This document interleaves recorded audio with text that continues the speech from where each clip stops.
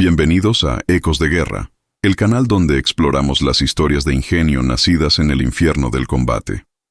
Cuando pensamos en las armas legendarias de la guerra, la MG-42, el M1 Garand, el T-34, pensamos en fábricas masivas, en ingenieros brillantes y en presupuestos multimillonarios. Pero, ¿qué pasa con las armas que nacen del silencio, la desesperación y la necesidad? ¿Qué pasa con las armas creadas, no en una fábrica, sino en un taller de campaña por un soldado que se niega a morir? La historia de hoy es sobre un hombre así. Un armero, un mecánico, un chatarrero, que vio a sus compañeros morir porque las armas que les daban no eran las armas que necesitaban. Y así, en un rincón olvidado de la guerra, rodeado de piezas rotas y equipo enemigo capturado, decidió construir la suya. Se rieron de él, lo llamaron loco, lo amenazaron con un consejo de guerra por desperdiciar piezas, pero su creación, nacida del reciclaje, se convirtió en una leyenda. En Ecos de Guerra, creemos que la necesidad es la madre de todas las tácticas. Si te apasionan estas crónicas de innovación bajo fuego, de ingenio y de la increíble capacidad del soldado para adaptarse, te pedimos que te suscribas ahora mismo y actives la campana. Tu apoyo es vital. Si esta historia te inspira, déjanos un me gusta para que sepamos que valoras el ingenio del soldado. Y, como siempre, queremos construir nuestra comunidad global. Dinos en los comentarios desde qué país y qué ciudad nos estás viendo. Prepárense. Esta es la historia de mi Frankengun. Parágrafo 1. Mi nombre es Sargento Luis Mendoza. En 1942, yo no era un héroe. Yo era un armero, un chatarrero, en el infierno verde de Bataan, Filipinas. Y estábamos perdiendo. No, perdiendo es una palabra demasiado suave. Estábamos siendo aniquilados. MacArthur se había ido. Sus palabras, volveré, sonaban como una broma cruel mientras las bombas japonesas caían y la malaria nos devoraba desde dentro. Estábamos cortados, abandonados, un ejército de fantasmas esperando la muerte. Mi trabajo era mantener las armas disparando. Pero nuestras armas estaban fallando. No fallando mecánicamente, sino fallando tácticamente. El enemigo, el soldado japonés, era implacable. Sus cargas Banzai eran terroríficas. Pero lo peor era su ametralladora pesada tipo 92, la Pájaro Carpintero. Toc, toc, toc. Un sonido lento, metódico, que nunca se detenía. Nos desgastaba. ¿Y qué teníamos nosotros? Teníamos el M1919A4 Browning, una bestia magnífica, enfriada por aire, alimentada por cinta. Pero era pesada como un ancla. Pesaba 19 kilos sin el trípode. Se necesitaban 3 hombres para moverla. Era un arma defensiva estática, y en la jungla, si te quedas quieto, mueres. Luego teníamos el BAR, el M1918 Browning Automatic Rifle, el rifle automático. ¡Qué mentira más hermosa! Era demasiado pesado para ser un rifle, y con su cargador de 20 míseras balas, no era un arma automática sostenida, era un arma de pánico. Vi con mis propios ojos cómo el soldado Riley, un chico de 18 años de Ohio, se levantó para detener una carga Banzai. Disparó su BAR. Brrrti. 2 segundos. Clic. Se quedó seco. Murió antes de poder sacar el segundo cargador de su cinturón. Vi esa misma escena repetirse una y otra vez. Nuestros hombres morían durante esos 3 segundos de recarga. Necesitábamos algo nuevo. Necesitábamos un arma con la potencia de fuego sostenida del M1919, alimentada por cinta, pero lo suficientemente ligera como para que un solo hombre la llevara, como el BAR. Necesitábamos una verdadera ametralladora ligera, LMG. Y el ejército de los Estados Unidos, en su infinita sabiduría, no nos había dado una. Así que decidí construirla. Me llamaron el loco del taller. Mi taller era un agujero en la tierra cubierto con una lona empapada. Mi inventario era el cementerio de armas de mi batallón. Chatarra. Piezas recicladas. Tenía el receptor agrietado de un M1919 que había sido alcanzado por un mortero. La caja de la cinta de alimentación, el mecanismo de tracción, estaba milagrosamente intacta. Tenía un montón de rifles M1 Garand reventados, con las culatas podridas por la humedad, pero sus sistemas de gas, Esos pistones de recorrido corto eran fuertes y fiables, y tenía piezas capturadas, un par de ametralladoras Nambu tipo 11 japonesas, unas armas horribles que se alimentaban con clips de rifle estándar, pero su sistema de enfriamiento por aletas era interesante. Empecé a dibujar en la parte trasera de los informes médicos robados. Easy tomaba el corazón del M1919, el mecanismo de alimentación por cinta, y lo unía al corazón del M1 Garand, el sistema de pistón de gas. Nuestros M1919 funcionaban por retroceso corto, un sistema pesado. Un sistema de gas sería más ligero. Tomé el cañón de un M1919 dañado, lo corté, lo aligeré. Tomé el pistón de gas de un Garand y lo monté debajo de ese cañón. Luego, el desafío. Hacer que el pistón de gas moviera el cerrojo y el mecanismo de alimentación por cinta. Era una pesadilla de ingeniería de campo. Usé resortes de la suspensión de un jeep destrozado. Hice un nuevo percutor con el eje de transmisión de una radio rota. Construí una culata de madera improvisada con la caja de una ración K. El resultado, después de 3 semanas de trabajo secreto, quemándome los dedos con un soplete improvisado, era la cosa más fea que había visto en mi vida. Era una abominación. Un monstruo de Frankenstein de piezas recicladas. Era demasiado corto para ser un M1919, demasiado robusto para ser un bar, y tenía una cinta de munición colgando de un lado. Mi capitán Thorne me encontró una noche sosteniendo esta cosa. ¿Qué demonios es eso, sargento Mendoza? Se lo expliqué. Él me miró con una lástima infinita. Mendoza, dijo, la disentería y la malaria le están pudriendo el cerebro. Está desperdiciando piezas que podrían usarse para mantener las armas reales funcionando.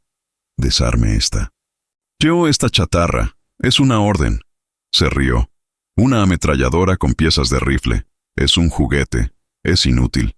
Me llamó el chatarrero. Mis hombres lo oyeron. La humillación fue total. Pero no la desarmé. La escondí debajo de una pila de lonas sucias. Porque yo había visto morir a Riley, y mi chatarra no tenía un cargador de 20 balas. Tenía una cinta de 100. El capitán Thorne se fue, dejándome en el silencio húmedo de mi taller. Sus palabras, chatarra, juguete, inútil, rebotaban en mi cráneo. La humillación era un sabor amargo en la boca, un veneno peor que la quinina que tomábamos para la malaria. Durante un día entero, obedecí. Me dediqué a limpiar los cerrojos oxidados de los Garands, a reemplazar los percutores rotos. Cada vez que miraba un cargador de 20 balas del bar, sentía una oleada de rabia. 20 balas, la vida de un hombre en 2 segundos, y mi chatarra, mi Frankengun, yacía oculta bajo la lona, un secreto vergonzoso. Pero el enemigo no espera a que la doctrina se ponga al día. 2 días después, el infierno se desató.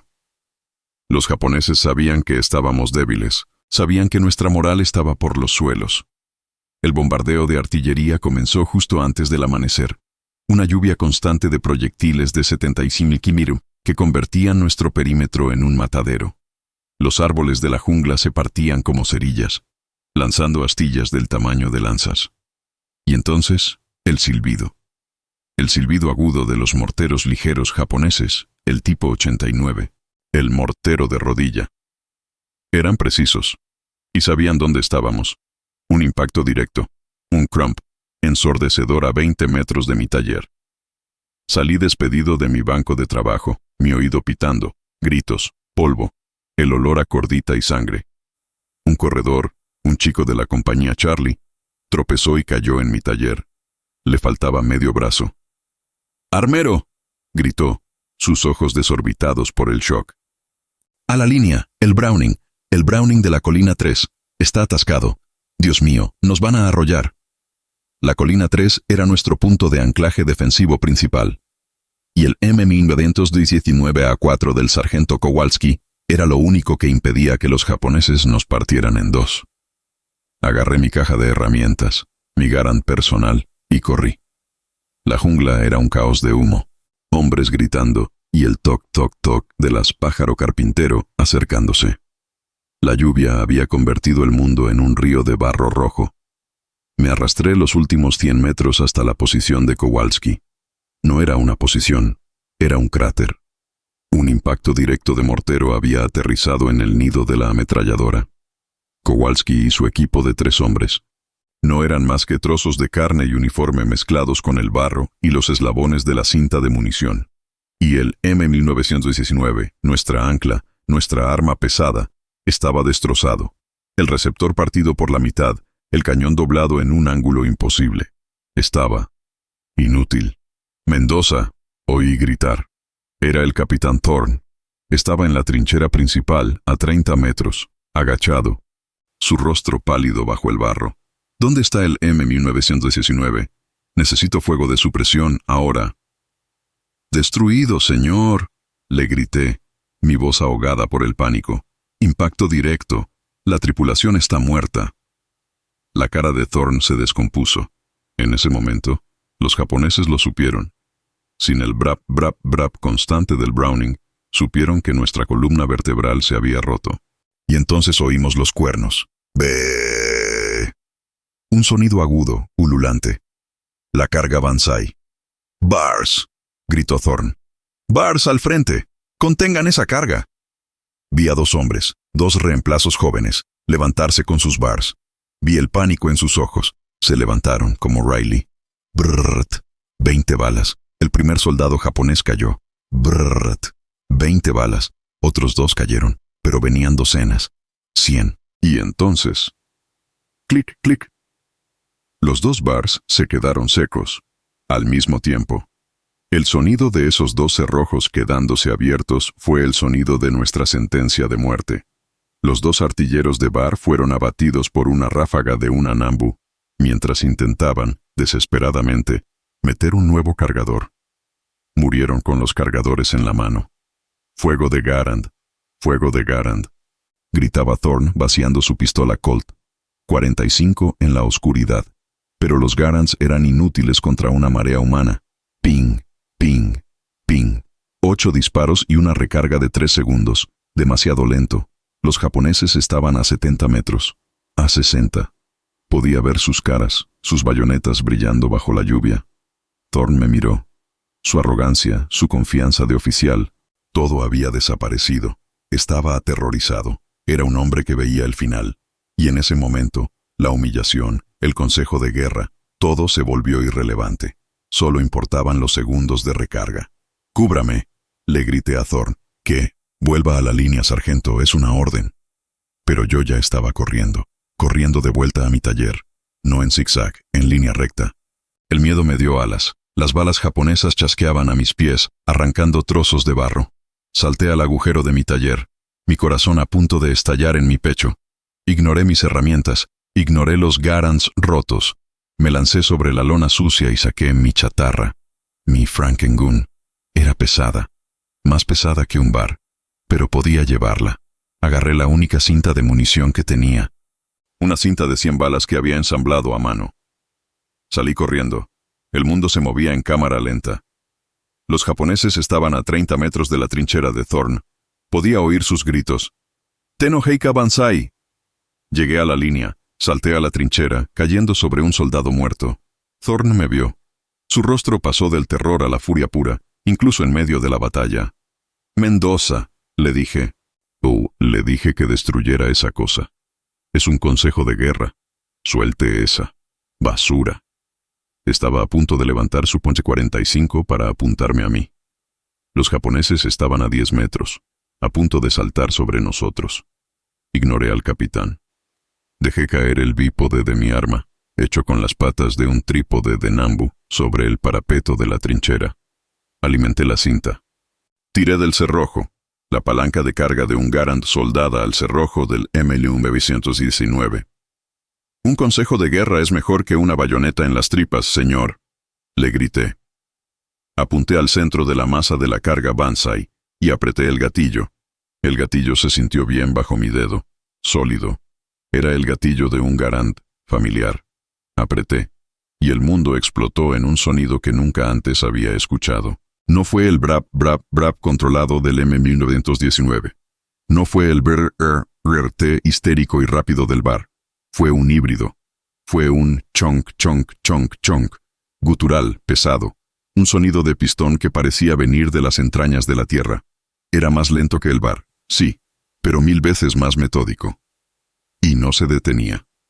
El retroceso fue manejable. Mi sistema de gas del Garand, combinado con el peso del cañón del M1919, absorbía la patada maravillosamente. El arma era estable. Los casquillos, 30-06, salían volando en un arco perfecto, golpeando el casco del soldado muerto a mis pies. Y el efecto. Dios mío, el efecto. Los primeros japoneses, los que estaban a punto de saltar a nuestra trinchera, simplemente se desintegraron. No era como el fuego de un rifle, que hacía agujeros. Era como una sierra de cinta. El flujo constante de proyectiles calibre 30 impactó sus torsos, y la primera línea de la carga Banzai dejó de ser una línea de hombres y se convirtió en una nube de niebla roja y uniformes hechos jirones. Cayeron uno encima del otro creando una muralla instantánea de muertos y moribundos. El capitán Thorne, que tenía su Colt 45 levantado, listo para dispararme por insubordinación, se congeló. Su boca se abrió. Sus ojos, visibles incluso bajo el ala de su casco embarrado, se abrieron con una incredulidad total. Estaba viendo a un fantasma. Estaba viendo cómo mi juguete hacía el trabajo de un pelotón entero. Los soldados japoneses que venían detrás, esperando que el fuego se detuviera, esperando el clic de 20 balas del bar, o el silencio de una recarga de Garand, se estrellaron contra la muralla de sus propios compañeros caídos. Y mi chatarra seguía disparando. Chonk, chonk, chonk. 30 balas. 40 balas. El cañón, ese cañón pesado que había cortado, empezó a humear. El olor a aceite caliente y cordita llenando mis fosas nasales. Era el olor más dulce del mundo. La carga Banzai, un acto de espíritu y fervor suicida, se topó con algo que no entendía, la lógica industrial del fuego sostenido en un paquete portátil. El pánico rompió su fervor. Vieron que esto no era un bar. Esto no se detenía. Esto era una pared de plomo ininterrumpida. 50 balas. 60. La cinta de munición, mi preciosa cinta hecha a mano, se deslizaba suavemente por el mecanismo de alimentación del M1919. Funcionaba. Mi idea loca, mi soldadura de pesadilla, estaba funcionando. El pistón de gas del Garand golpeaba hacia atrás, moviendo el cerrojo del Browning, que a su vez movía la palanca de alimentación. Era un milagro de la necesidad. Los japoneses, que no habían muerto en la primera oleada, se detuvieron. Se detuvieron a 20 metros de nuestra trinchera, una distancia suicida. Su carga se rompió. Su ímpetu se hizo añicos contra el sonido constante de mi arma. Empezaron a mirarse unos a otros, confundidos. El cuerno Banzai seguía sonando, pero la ola humana se había detenido. Y entonces empezaron a caer. No por el frente, sino por los flancos. El resto de mis compañeros, los soldados con sus Garands, se recuperaron del shock al ver que la carga se había detenido. Viendo que el enemigo estaba confundido y expuesto, se levantaron como un solo hombre y abrieron fuego. ¡Ping! ¡Ping! ¡Ping! Era un pelotón de fusilamiento. Los japoneses atrapados entre mi Frankengun al frente y los Garands en los flancos fueron aniquilados. Se evaporaron. Chonk, chonk, chonk. 70 balas. 80. Seguí disparando, barriendo la línea, asegurándome de que nada se moviera. La carga Banzai se convirtió en una retirada en pánico. Los pocos que quedaban vivos dieron la vuelta y corrieron, gritando, de vuelta a la oscuridad de la jungla. 90 balas.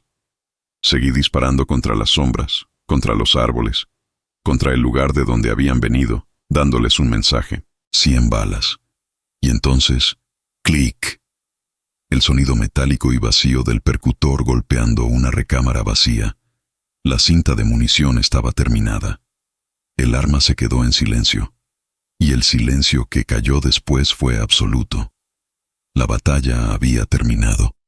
La carga Banzai más grande que habíamos enfrentado, la que debía habernos aniquilado, había sido detenida. No por el M1919, no por los bars. Había sido detenida por un montón de piezas recicladas, soldadas por un loco chatarrero en un agujero en la tierra. El cañón de mi arma estaba al rojo vivo, brillando con un rojo cereza opaco en la penumbra de la mañana, la lluvia chisporroteando sobre él. El humo se elevaba del receptor. El olor a ozono y metal quemado era abrumador. Me dejé caer contra la pared de la trinchera, mis brazos temblando por el esfuerzo, mi cuerpo empapado en sudor frío. Me di cuenta de que no había respirado en todo el minuto que duró el disparo. Y entonces, me di cuenta de que el capitán Thorne me estaba mirando. Su pistola Colt seguía en su mano, pero ahora apuntaba al suelo fangoso. Su rostro estaba pálido, sus ojos fijos, no en mí, sino en el arma humeante que descansaba sobre el parapeto. Miró la cinta de munición vacía. Miró la pila de casquillos calientes a mis pies. Más casquillos de los que un bar podría disparar en 5 minutos. Miró el campo de batalla frente a nosotros, una alfombra de uniformes japoneses caídos. Luego, lentamente, su mirada se posó en mí. Mendoza. Susurró. Su voz ya no era arrogante. Ya no era burlona. Estaba rota, llena de un asombro que rayaba en el miedo. Dios mío, Mendoza. ¿Qué es eso? Es mi chatarra, señor. Jadeé tratando de recuperar el aliento. Es el arma que me dijo que desarmara. Thorne no dijo nada. Se acercó lentamente, como si se acercara a un animal salvaje. Se arrodilló. Tocó el receptor del M1919. Tocó el pistón de gas del Garand debajo del cañón. Vio dónde había soldado las piezas. Funciona. Susurró para sí mismo. Realmente funciona. Se levantó y me miró. La furia por el consejo de guerra había desaparecido. El terror de la carga Banzai había desaparecido. Todo lo que quedaba era la realidad. «Sargento», dijo, su voz recuperando un poco de autoridad, pero carente de toda su arrogancia anterior. «Quiero un informe completo de lo que acabo de ver». Y hizo una pausa, mirando la pila de japoneses muertos. «Quiero que haga otra. La orden del capitán Thorne. Quiero que haga otra». Quedó suspendida en el aire, flotando sobre el hedor a cordita, sangre y barro. Fue la declaración de rendición más absoluta que un oficial podía hacer. No fue una disculpa. Los oficiales no se disculpan. Fue una capitulación.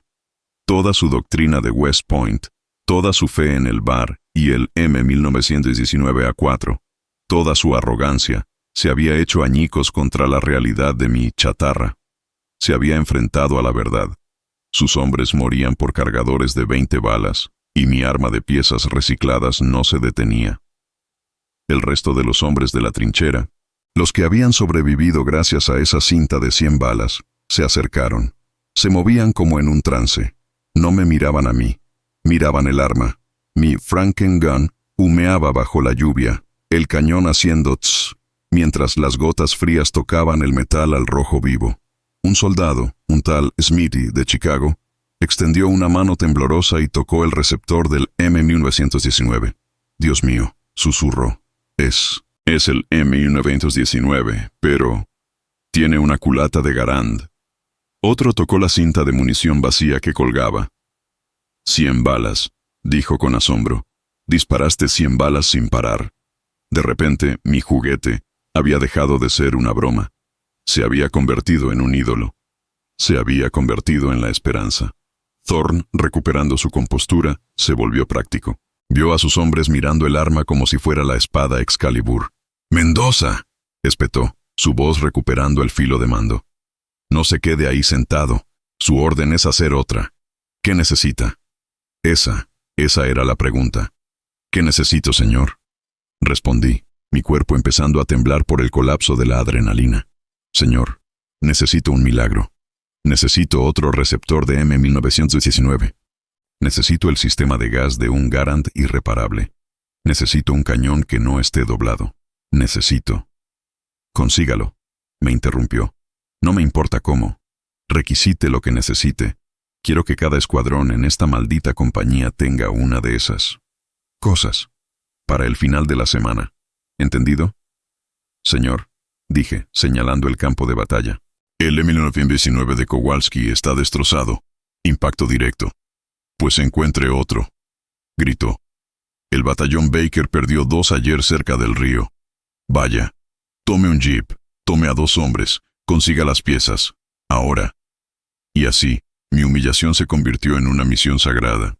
Me convertí, oficialmente, en el chatarrero del regimiento.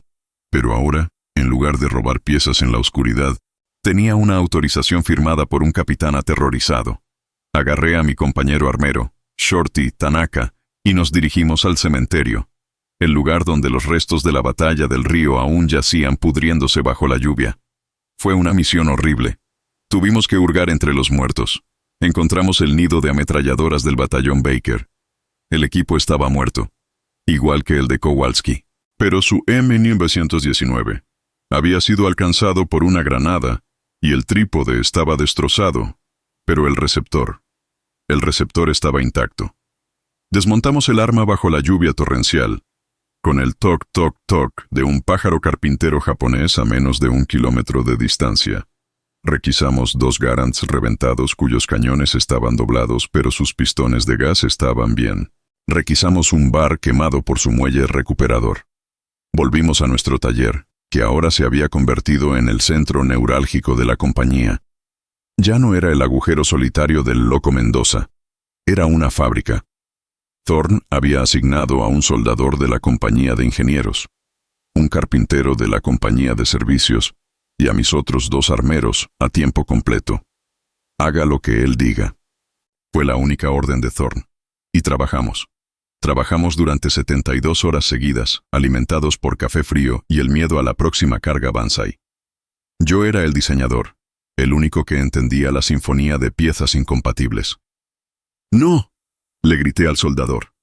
«No puedes soldar el tubo de gas directamente al cañón. Necesita expandirse. Usa los soportes del Nambu como te enseñé. ¡Que flote!». «¡La culata!», le grité al carpintero. «No la hagas bonita. Hazla fuerte. Y dale ángulo. Tiene que absorber el retroceso del pistón». Era una línea de montaje infernal.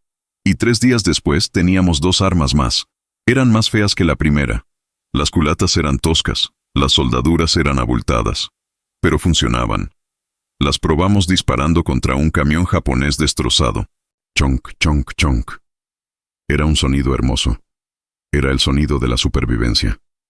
Los hombres de la compañía las bautizaron. No las llamaron Mendoza. Las llamaron las costureras, porque disparaban una puntada ininterrumpida de plomo que cosía al enemigo a la tierra. La prueba real llegó una semana después. Estábamos en una nueva línea defensiva, esperando el contraataque japonés. El capitán Thorne ya no puso un M1919 pesado en el centro. Puso a 3 hombres espaciados a 50 metros, cada uno con una costurera. Yo estaba en el centro. El ataque japonés comenzó. No fue una carga Banzai, fue una infiltración sigilosa. Y entonces abrieron fuego con sus Nambu. Toc, toc, toc. Thorne no gritó. Simplemente dijo por la radio: «Costureras, abran». No esperamos. No nos agachamos. Nos levantamos como un solo hombre. 3 ametralladoras ligeras portátiles. 3 cintas de 100 balas cada una. 300 disparos. Chonk, chonk, chonk. Chonk, chonk, chonk. Chonk, chonk, chonk. El sonido combinado era aterrador. No era fuego de supresión, era fuego de aniquilación. Barremos la línea de árboles, convirtiendo la jungla en astillas. El ataque japonés, una sonda que debería habernos costado una docena de hombres, se disolvió en menos de 1 minuto. El silencio que siguió fue respeto. Habíamos pasado de ser la presa a ser el cazador. La leyenda de la costurera empezó a extenderse. Los hombres de Charlie Company venían a nuestro taller solo para verlas. «Déjame tocarla», decían. «¿Es verdad que pesa la mitad que un Browning?». Y entonces, inevitablemente, llegó la burocracia. Un mayor del departamento de armamento, Ordnance, llegó desde la retaguardia en un jeep limpio. Se llamaba Harris. Era un hombre que vivía según los manuales. Había oído rumores de armas de campo no reglamentarias que estaban poniendo en peligro a las tropas. Entró en mi taller, que ahora tenía 4 costureras en diferentes estados de montaje. «¿Qué demonios es esto?», dijo. su rostro poniéndose rojo. «Sargento, esto es una violación directa del artículo 15. Está canibalizando propiedad del gobierno. Está creando un peligro de seguridad. Estas armas no han sido probadas. Son un riesgo». Estaba a punto de ponerme en posición de firmes, pero el capitán Thorne entró detrás de él. «Con el debido respeto, Mayor», dijo Thorne, su voz tranquila y fría. «Ese peligro de seguridad ha salvado a esta compañía 2 veces en la última semana». El mayor Harris parpadeó. «¿Capitán?» «Esa chatarra», continuó Thorne, «es el arma de escuadrón más eficaz en este lado del Pacífico. Y este sargento es la única razón por la que usted tiene una línea de frente que visitar. Así que, con todo respeto, puede tomar su manual y...» «¡Capitán!», espetó Harris, sorprendido por la insubordinación. Pero luego miró el arma. Realmente la miró. Vio el receptor del E-1919. Vio el sistema de gas del Garand. Vio la simplicidad. Era un ingeniero después de todo. ¿Es un sistema de gas?», preguntó, su ira reemplazada por una curiosidad reacia. «Sí, señor», dije. «Un pistón de recorrido corto de un M1 Garand, modificado para mover el cerrojo del M1919 y el mecanismo de alimentación». El mayor Harris se arrodilló, tocó la soldadura. «¿Y funciona? ¿Es fiable?». Thorne se rió. «Mayor, la única vez que falla es cuando se le acaban las balas». Harris se levantó, me miró, luego al arma. «Sargento Mendoza», dijo lentamente, «empaque sus cosas, y empaque esa costurera. Usted y su diseño vienen conmigo a Australia. El general MacArthur necesita ver esto». El viaje a Australia fue la experiencia más surrealista de mi vida. Una semana estaba comiendo arroz mohoso en una trinchera inundada de Bataan, rezando para que un mortero japonés no me cayera encima, y a la siguiente estaba en un avión de transporte C-47, volando sobre el mar del Coral, con mi costurera envuelta en una lona aceitada en el asiento a mi lado, tratada con más cuidado que un general herido. Aterrizamos en Brisbane. El aire era cálido, pero seco. Olía a eucalipto y a camiones diésel, no a podredumbre y muerte. Fui conducido a una base del Estado Mayor, un lugar limpio, con barracones de madera, aceras y soldados que vestían uniformes limpios y planchados. Me sentía como un animal de la jungla traído a un zoológico. Me miraban, a mí y a mi uniforme sucio y manchado de sangre, con una mezcla de lástima y asco. El mayor Harris me llevó directamente al campo de pruebas de armamento. Y allí me enfrenté a un nuevo tipo de enemigo, uno casi tan aterrador como una carga Banzai: los ingenieros de armamento. Eran un grupo de hombres de mediana edad con uniformes impecables y gafas de concha. Me miraron a mí y a mi arma con un desdén apenas disimulado. Para ellos, yo era un mecánico de campo, un mono con una llave inglesa, y mi arma era un insulto a sus planos de precisión. «Así que», dijo un coronel de artillería de rostro adusto, «esta es la maravilla de Bataan. Se llama la costurera». «Señor», dije, mi voz sonando extrañamente alta en el campo de tiro silencioso. Una ametralladora ligera de escuadrón operada por un solo hombre, alimentada por cinta, sistema de gas. El coronel se rió. «Sí, sargento. He leído su informe de campo, el del capitán Thorne. Francamente, suena exagerado. ¿Un bar con una cinta? Imposible. El sistema de retroceso del bar no puede manejar una alimentación por cinta, y el M1919 es demasiado pesado para un sistema de gas ligero». «No es un bar, señor», respondí, mi paciencia desgastada. «Y no es un M1919. Es ambas cosas, y ninguna. ¿Quiere que le enseñe?». Durante las siguientes 8 horas intentaron matarme. Intentaron matar mi arma. «Póngala en el banco», ordenó el coronel. «Quiero una prueba de resistencia. 1000 disparos. Fuego continuo». «Señor», intervine, «el cañón no está diseñado para eso. Es un cañón aligerado de M1919. No tiene la camisa de refrigeración. Se derretirá. Haga lo que le ordeno, sargento». Así que lo hice. Enganché una cinta de 250 balas y apreté el gatillo. El chonk chonk chonk de mi arma resonó en el campo de tiro australiano. Los ingenieros observaban. Cronómetro en mano. 200 balas. El cañón empezó a humear. 300. El cañón brillaba con un rojo opaco. 400. El olor a metal quemado era insoportable. Y entonces, a las 450 balas, clic. El arma se atascó. Un casquillo se había hinchado por el calor y no había sido extraído. ¡Ajá!, gritó el coronel. ¡Fallo catastrófico! ¡Lo sabía! ¡Inseguro! Inútil. Deme 30 segundos, yo señor, dije, mi voz tensa. Saqué mi herramienta multiusos, una bayoneta japonesa rota. Abrí la tapa de alimentación. Saqué el casquillo atascado, volví a cerrar la tapa y tiré del cerrojo. ¡Lista! El coronel me miró. Dispare. Chonk, chonk, chonk. Disparé las 550 balas restantes sin interrupción. Cuando terminé, el cañón estaba visiblemente doblado, goteando acero fundido. El arma estaba destruida. Como dije, dijo el coronel con aire de suficiencia, se sobrecalienta. Inútil. Señor, jadeé, el calor del arma quemándome la cara. ¿Con qué lo está comparando? ¿El bar?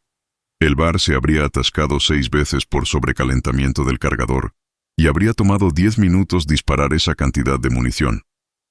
El M1919A4 habría disparado, sí, pero necesitaríamos un trípode de 20 kilos y un equipo de 3 hombres. Mi arma acaba de disparar 1000 balas desde el hombro. Sí, el cañón está destruido. Pero ¿sabe qué? En Bataan, la batalla nunca dura 1000 balas. Dura 100. Y yo le di esas 100 sin parar. Los ingenieros se quedaron en silencio. Empezaron a murmurar entre ellos, mirando sus notas. El mayor Harris intervino. Tiene razón, coronel. La doctrina de fuego de supresión de escuadrón no requiere 1000 balas. Requiere 200, rápido. Y esta cosa lo hizo. Llévenla al tanque de lodo, ordenó el coronel, furioso por haber sido contrariado. Arrastraron mi costurera, la segunda que había construido, y la arrojaron a un pozo de barro espeso y pegajoso. La dejaron allí un minuto, la sacaron goteando. Dispare. Sargento, la levanté. Estaba pesada por el barro. Ni siquiera la limpié. Simplemente tiré del cerrojo. El sistema de gas del Garand era famoso por su fiabilidad en el barro, y apreté el gatillo. Chonk, slurp, chonk, chonk. Las primeras 2 rondas fueron lentas, mientras escupía el barro del cañón. Y luego cantó. Disparó la cinta entera de 100 balas sin un solo atasco. El bar, cuando lo probaron después, se atascó después de 3 disparos. Se acabó. La prueba había terminado. El coronel miró el arma humeante y embarrada. Miró a sus ingenieros, que ahora me miraban a mí, al chatarrero, como si fuera una especie de brujo. Sargento Mendoza, dijo el coronel, su voz finalmente desprovista de arrogancia, ha creado el eslabón perdido. La ametralladora de propósito general que hemos estado buscando durante 10 años. Ese fue mi momento de triunfo, y fue el último. Me quitaron el arma. Los ingenieros de armamento, ahora emocionados, la tomaron y desaparecieron en un taller de prototipos. Me enviaron a un barracón. Esperé órdenes, sargento. Esperé, durante un mes. Finalmente me llamaron de nuevo. Me mostraron. Un arma. Este es el prototipo T-44, dijo el mayor Harris sonriendo, basado en sus ideas de campo. La miré. Era mi costurera, pero era limpia. Le habían puesto una culata de madera de nogal pulida. Habían reemplazado mi soldadura fea por piezas fresadas. Le habían puesto un bípode plegable adecuado en lugar del mío de Nambu. Pero el corazón era el mismo. Era un receptor de M1919, un sistema de gas de Garand. Era mi monstruo, vestido con un traje de domingo. Es hermoso, señor, dije, mi voz vacía. Servirá, dijo Harris. Sargento, su contribución ha sido anotada. Pero este es un diseño clasificado ahora. Será enviado de vuelta a los Estados Unidos para más pruebas. Su guerra, mientras tanto, ha terminado. Será reasignado como instructor de armamento aquí, en Australia. Enseñarles a los reclutas cómo limpiar un Garand. Y así fue. Fui exiliado de nuevo, no a un batallón de suministros, sino a la seguridad irrelevante. Vi cómo el general MacArthur regresaba a Filipinas. Vi cómo la guerra terminaba con una luz blanca y cegadora sobre Japón. Yo estaba en una base en Brisbane, enseñando a chicos de granja de 18 años a no poner su pulgar en la recámara de un Garand. Mi costurera, mi T-44, desapareció en el agujero negro de la burocracia militar. Fui dado de baja en 1946. Volví a casa, a Sonora. Abrí un taller mecánico. Arreglaba tractores. La guerra se convirtió en un sueño febril. Pasaron los años. Bataan se convirtió en una cicatriz en mi alma. Entonces, un día, en 1965, mi hijo, que era un mecánico joven, trajo a casa una revista, Army Motors, y en la portada había una foto de un soldado estadounidense en un lugar llamado Vietnam. Estaba saltando de un helicóptero Huey, y en sus manos estaba mi fantasma. «Mira, papá», dijo mi hijo, «la nueva ametralladora, la M60. Dicen que es un arma increíble». Me quedé helado, cogí la revista. Mis manos, ahora callosas por arreglar tractores, temblaban. No era mi costurera. Era más elegante. La alimentación por cinta venía del otro lado. El sistema de gas era diferente, pero la idea era la misma. Una LMG portátil alimentada por cinta, operada por gas. Pero entonces leí el artículo. Basada en conceptos alemanes capturados como la MG-42 y prototipos experimentales de finales de la Segunda Guerra Mundial, como el T-44. El T-44, mi arma, la habían usado, la habían modificado, se había convertido en la nueva columna vertebral del ejército. Y luego, unos años más tarde, vi un documental en la televisión, un reportaje sobre la Guerra del Golfo, en 1991. Y allí, montada en la cúpula de un tanque Abrams, montada en un Humvee, en las manos de un soldado que vigilaba una base en Arabia Saudita. Allí estaba. La M240. Y leí la historia. El ejército había adoptado un arma belga, la FN Mag. Y cuando leí las especificaciones, mi corazón dejó de latir. Un sistema de alimentación basado en el M1919 Browning, combinado con un sistema de pistón de gas. Habían llegado a la misma conclusión, mi idea, el monstruo que había nacido en la desesperación de Bataan, el concepto que había diseñado con piezas recicladas. Ahora estaba en servicio, en diferentes formas, en casi todos los ejércitos occidentales del planeta. Diseñé una ametralladora con piezas recicladas. Me llamaron loco. Me llamaron chatarrero. Me amenazaron con un consejo de guerra. Y ahora la usan en todas las bases. Mi nombre no está en ella. No gané ni un centavo. Pero cada vez que veo un noticiero, cada vez que veo a un soldado americano o mexicano patrullando, veo mi legado, veo mi chatarra. Y sé que al final el chatarrero tenía razón.